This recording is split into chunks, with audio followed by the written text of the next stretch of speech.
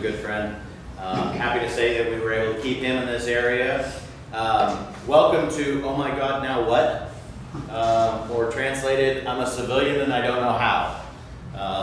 That's what this is really all about. How many are active duty? When do you get out on average? Yell it out. November. All right, there's a little bit of time in there. Reserve or guard? Dependents? Here for the free coffee? Just checking. Let's talk about transition for just a little bit. I don't have a background on the military side. What I do is I have been on the civilian side a long, long time, actively trying to engage military folks and vets into the business community. I know a couple of you, Russ, that we have a lot of jobs in this area, and the military has a lot of people getting out just like you. And so the problem that we have, and you heard a little bit about it on the resumes, you heard about some of that, is we don't speak the same language at all. It's hard to translate, and that's probably the biggest challenge that you have, because I will tell you rule number one, and that's what LinkedIn does, that's what all of this is about. Rule number one is people hire people. It's not about your paper. It's not about your skill set or anything else. People hire people, and so the more people you can touch, the more opportunity you have to have that job. So you heard Colonel Thomas say, hey, reach out to me on LinkedIn. Everybody in this room better do that today, because you don't know who he knows. You'll hear things, you'll see things, that kind of stuff. That's just one way to do it. Same thing for me. If anytime you get an opportunity to engage, you need to do it, because again, we talked about acronyms, terminology, and all of that. That's one thing. So back when I was in high school, we started career counseling. You met with a counselor, you took that aptitude test, you did all of that. Did you do that at the end of your senior year? No, you did it back about your sophomore year. Why? So you could get prepped up for it. When you were in college, they said you need to declare a major. Did you do that when you graduated or at your senior year? No, you did that much earlier. So how come in the military do we go through TAPS or right at the end? Most of us, most of you guys are going to work. You're going to be deployed. You're going to be right up to the very last day. Sometimes over that last day, you're still working, and then you have to get out, find a new job, change your career. In the civilian world, if you're working and you've been working in the same type of industry for 5 years or more, it takes about 18 months to transition to a new. You've got to retool. You've got to find that job. You've got to make the connection. So if you want to make a career change completely after you've been started even in the civilian side, it takes time.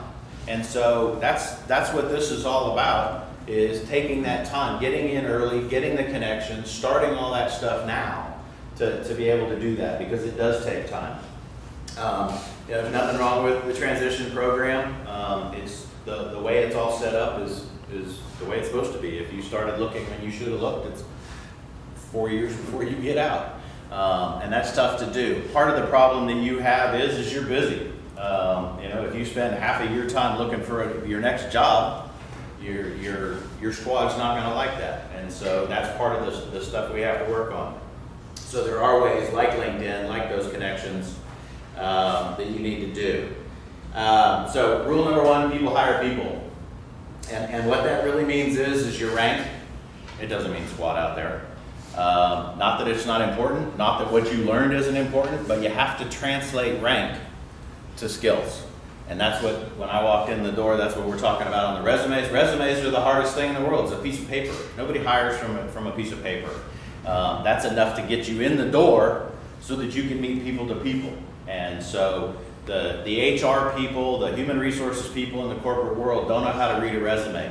Yeah, you had... you worked on $200 million pieces of equipment, you worked on this, you had 42 people in your squad, all of that, that's great. That doesn't translate. JCSC, they don't know what that means. So we got to go through and be able to translate to whatever they're after. The problem with that is you have to figure out what you're after. So when I was in college and they asked you, what do you want to do? I want a job. Well, what do you want to do? I don't care, I want a job. And so you've got to start narrowing that down to at least some interest, because when you come to a guy like me, or to Thomas who's on the outside, or Nancy, or anybody else, and you say, hey, I'm getting out, I need a job. Like, well, great, what do you want to do? So first thing you need to start doing is thinking about it. You know, if you were in the maintenance group, that might lean that direction. Security forces, you might lean that direction, but that doesn't mean anything. You can pick and choose because you get to start over. You get to decide where you want to go. Then we take that skill set and fit it in at that level.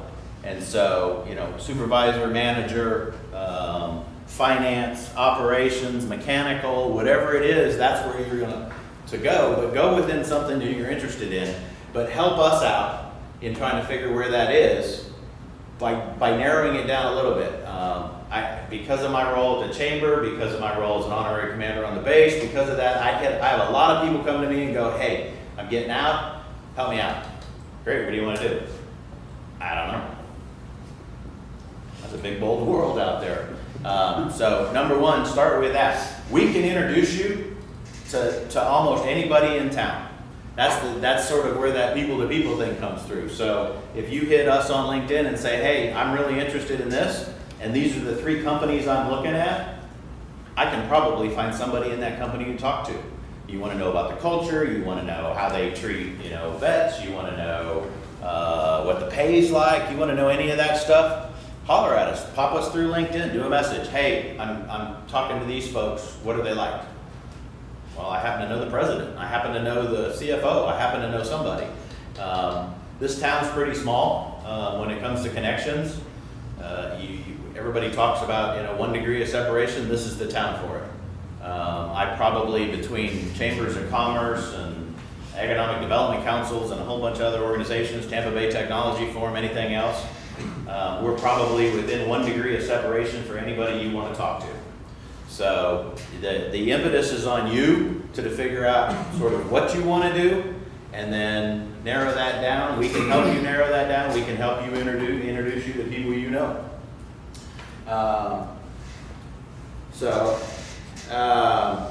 The other thing, in addition to what you're interested in from a topic standpoint, you need to decide, because on the outside, you know, you're in one big machine right now. You're in one big organization. It's pretty well defined from, you know, airmen all the way up to the Pentagon. And on the outside, that's very different. So every organization has a different size. And that's another thing you need to think about, how you work best and what you want to do. Russ will tell you that a lot of vets go into their own business.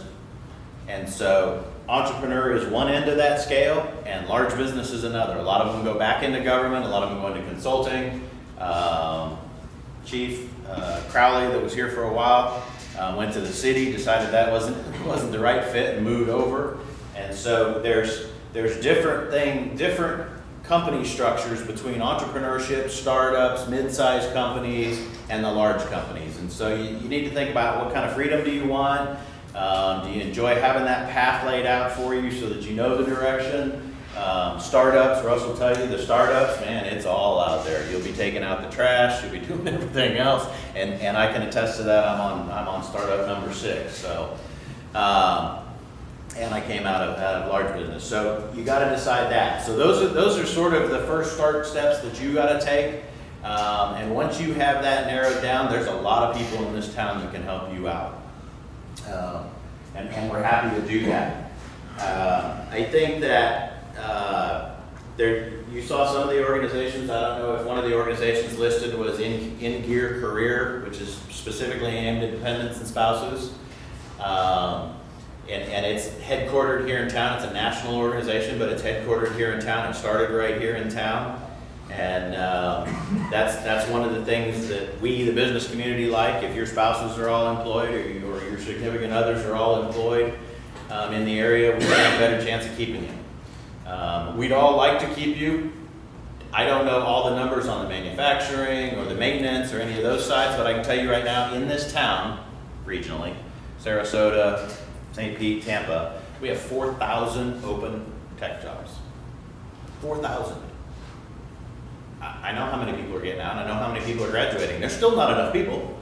And so with that, you know, some of that's a skill set. They're looking for programmers. Typically what we have here out of Comm Squad, you know, are cable dogs and hardware folks and infrastructure people, security people, a lot of security. She talked about Brian Murphy, ReliaQuest, one of the best penetration companies, security, IT are all based here. We've got some of the big ones that Tech Data, Jabil Circuit, all big employers. So the biggest challenge that you face, A, is that translation, B is rule number one, people hire people.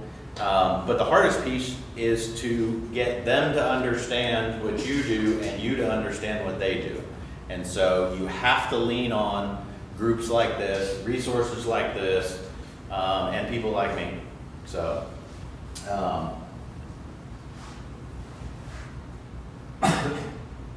the other thing, I mean, we sort of talked about it a little bit up front, and that's that it takes time. You know, if you start your search the day that you get out, which is kind of what they have you do, or what you have time for, you can plan on that delay. The problem is you got to be active.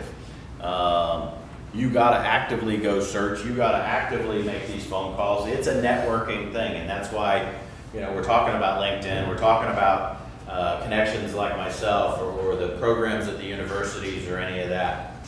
And the programs at the universities, by the way, are great programs, because what they do is a little combination of both. They help you retool. They transition you a little bit more into the civilian side, but on top of that, they bring guys like us in as well, and so you meet a lot more of us. And that's really what all this is about. You know, as many circles as you can get in. Nancy talked about the Chamber of Commerce. We have a Military Affairs Council, and in case any of you, aren't familiar with what that council is, was everybody here for Airfest last year? Anybody here for Airfest this year? So Airfest is the military air show. That air show wouldn't have happened without that chamber committee. They put together the DoD under sequestration, said, yeah, you can have an air show if you really want, you can't have any money. Not much of an air show. And so that civilian side stood up. What that civilian side did was introduce a whole lot of business people to what goes on the base. More importantly, it introduced a whole lot of people on the base to those people from the business community. And so those kinds of ties, the more of those that you can get, if you want to go to an event, Nancy was a prime case, that military appreciation banquet. You want to go to those events, let us know. We have tickets. There's a lot of organizations in this town that would like to thank you for your service. They'd like to hire you. They'd like to do all of that. They don't know who you are. They haven't met you. So, let's fix that part of all of it. The other thing is don't be afraid to be wrong. We're wrong a lot outside. You can make the wrong choice on a career and fix it. It's not that hard. And so I was talking about Chief Crowley. Chief Crowley, I think, had 3. He's landed in the perfect spot for him, and it took a little while. We worked with him. We found that spot. But don't be afraid that, hey, I think I want to try this, but I'm not sure yet, so I don't want to do it. Don't hesitate. Try it. It's a lot easier to get that job when you've got a job and you're working. So don't be afraid to be wrong. There's no penalties really for being wrong and picking the wrong choice, the wrong company, the wrong whatever. Staying with that company would be a problem, but don't hesitate on that. So I think the one thing that out of anything you need to understand, other than rule number 1, is that everybody in this town wants to hire veterans. I don't know of any company that, if I'm at the Chamber of Commerce and I say, hey, who wants to hire veterans? Every hand in that room will go up.